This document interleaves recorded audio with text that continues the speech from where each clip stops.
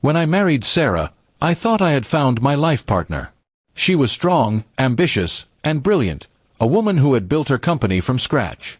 I admired her drive so much that I left my own small tech startup to join her empire.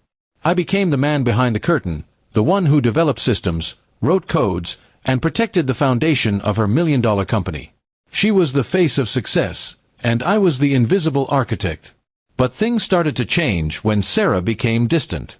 At first, I thought it was just the stress of work, but then came the late nights, the business trips, and the secretive phone calls. I ignored the signs, convincing myself it was all in my head. After all, she was my wife and my boss. Betrayal was the last thing I expected. One morning, she called me into her office, not as a wife but as a CEO. Her voice was cold and sharp, and beside her sat a man I had never met before, handsome, smug, and clearly enjoying my discomfort. "This is Daniel," she said flatly. "From today, he'll be taking over your role. You're fired." Just like that, my wife fired me from the company I helped her build, for the man she was secretly sleeping with. I stared at her, waiting for some sign that it was a cruel joke. But her expression was hard as stone. Daniel smirked at me, as if to say, "You've lost everything." My heart shattered, but my mind stayed sharp. I didn't beg, didn't protest. I simply stood, nodded, and left quietly. They thought they had won. They didn't know the seed I had planted years ago. In the early days of building her company, Sarah had trusted me completely with the tech infrastructure. I had designed the core system, the one her entire empire rested upon. And in that system, hidden deep within the code, was something I called the Phoenix Protocol, a dormant program that only I knew about. It was a fail-safe, meant to protect me in case she ever betrayed me. For weeks after being discarded, I lived in silence, nursing my broken heart.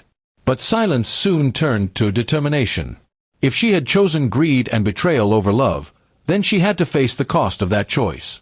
I began preparing, activating the code piece by piece for my private server. It was like pulling threads from a spider's web. Slowly but surely, the empire began to shake. At first, Sarah's company experienced minor glitches. Emails went missing, deals got delayed, financial records showed small errors. She blamed her employees, fired innocent people, and leaned heavily on Daniel, who pretended to know what he was doing. I watched from the shadows, smiling at their arrogance. Then the real storm began. Client databases vanished, supply chains froze, and investors started pulling out.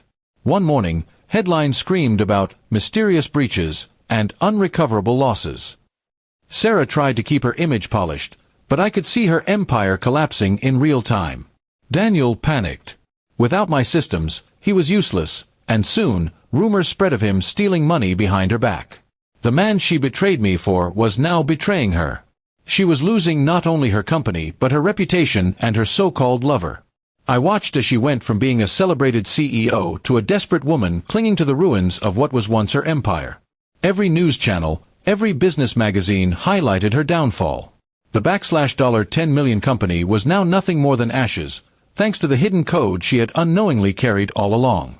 One night, Sarah showed up at my apartment. Her eyes were swollen from crying, her voice trembling. "Please," she whispered, "I need your help. You're the only one who can fix this." For a moment, I saw the woman I once loved, broken and begging. But love was long gone.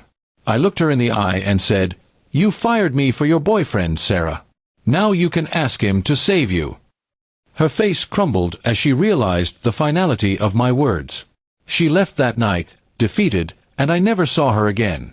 Her company was auctioned off, her name forever stained in the business world. Daniel disappeared with what little money was left, leaving her with nothing. As for me, I built something new from the ground up, a company under my own name this time. And unlike Sarah, I valued loyalty, trust, and respect. The Phoenix Protocol had done its job, and I rose from the ashes, stronger, wiser, and free. In the end, Sarah lost everything because she betrayed the one person who truly had her back. And I gained everything because I refused to let betrayal define me. Her empire fell, but mine was just beginning.